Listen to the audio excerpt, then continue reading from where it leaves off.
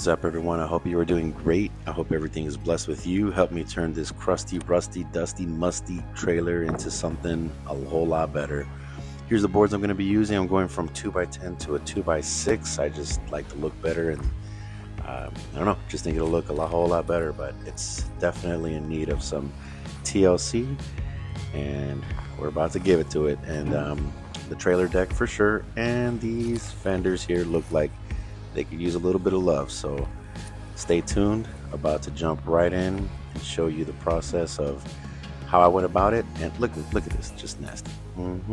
So yeah, here's a little before of the passenger side fender as well. A little rust, it needs a little TLC for sure. It's you know, a 2021 trailer. Look at this piece just flew off, like rotten. So here's the list of the stuff that I got, minus the paint that I had lying around and the clear coat that I had lying around. But yeah, let's get to it. So I started by unscrewing all of the T25 screws and then just pulling the board straight up. I had no problem. I didn't have to cut anything, and I did it this way in case any of the boards were still good, right? Like any pieces of them were still good, I could use them for something else. And here I am cutting off the flat bar at the end that holds the dovetail in place, just to get everything off as far as wood goes. Give me a good look of what I'm looking at underneath. Yeah, just it was time.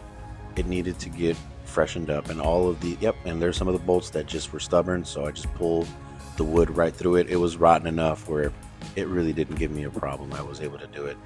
But yeah, here's a good look at what we're working with.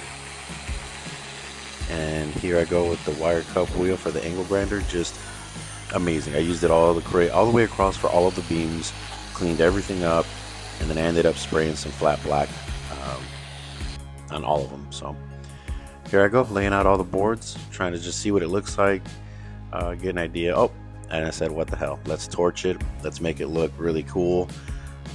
This is pressure treated wood, so I don't recommend doing it. You're not supposed to do it because it is pressure treated, but I didn't care. I wanted it to look cool, and I thought the effect would be nice. All right, the goal today, man, I'm so glad I torched it yesterday because it is crazy windy. I would have lit this whole place on fire had I done it today. I'm gonna take these boards, flip them over, stain them, then I'm gonna mark where the beams are. I'm gonna get some string, mark the boards when I turn them back over, start drilling through the boards, and then I'm gonna do a countersink so that everything sits flush. I don't want anything sticking out of the wood. It looks better, and then it's just, you know, it's just cleaner. All the way around, it's cleaner. So let me flip these boards around. Let me start staining. We'll cut the middle board to length, and then we'll start drilling everything in. Let's do it. So I laid out all the boards like this because I'm gonna do the underside first, and I figured why not just lay them out so I can access them, and then while that's drying I can go ahead and start sanding on these fenders here. So that's what's going on here. All right, so I got, now the stain and sealer calls for one coat, so I said the easiest way to do this and fastest way to do this is with a little roller. So I did a few boards at a time over here, made my way down, and then I did the rest of the boards over here. So I did 3 at a time, finished with the last 2. This is just the undercoating, so it doesn't have to be pretty. I don't care if a little piece of grass gets on it, no big deal. What I'm gonna do now is I'm gonna come over here and I'm going to mark with a white marker where the crossbeam goes, so I know where to drill. And then when I put the boards on it, I'll know where it is. I'll run this line across, pick it up, let it hit, and it'll mark. So I'll know exactly where the center is, and I won't miss when I come down with the screws. But in the meantime, while the boards are drying just a little bit, I am gonna come and hit the fenders with 320, get them ready for primer in the spots where it needs it. Then yeah, I'm gonna wet sand. I'm gonna make it look pretty. I want it to look really good. I'm gonna hit it with some black base coat, and then who knows, we'll probably throw a metallic or some kind of a pearl or something, because why not? We're already here, we're already doing it. Let's make it look pretty.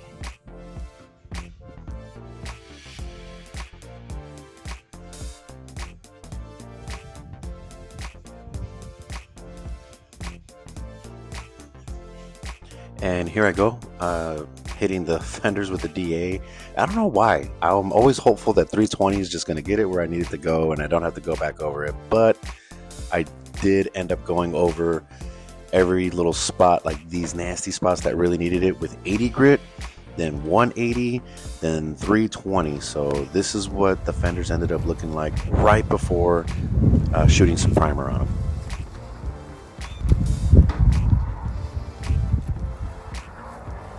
All right, so let me show you the process here, because I mean, if this can help anybody, that's exactly what I wanted to do. I got 3 different drills. 1, the pilot hole, just to create the hole so I can get the screw in. 2, this is going to create the countersink. So this is what's going to allow, if it can focus in, goodness gracious, that's going to make the countersink so that this top will sit flush. It won't be popped out at all.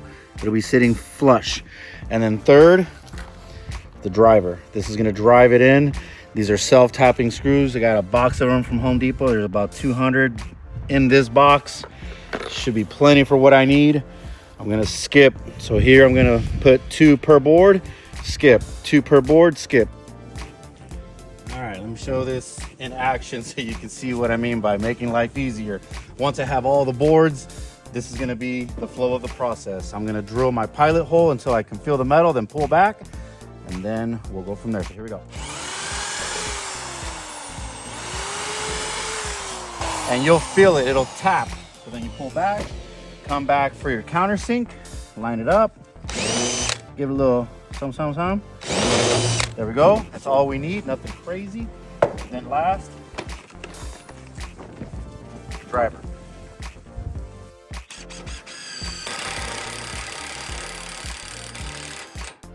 Boom. Oh my gosh, so much easier than switching bits.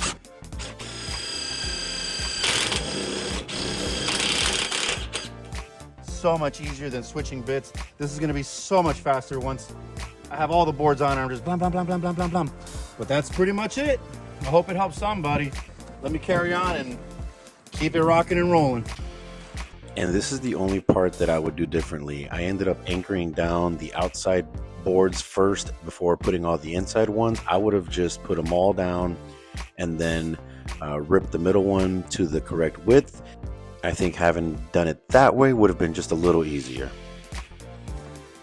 All right, so here's where we're at. Everything's looking good except this damn board I had to rip, but it's cool. We'll say for aerodynamic purposes, we'll leave that a little open. Everything else nice and tight. I think I'm gonna go back and stain it and then put these little 2 pieces right here. The first one welded, and then the top one over here and weld it.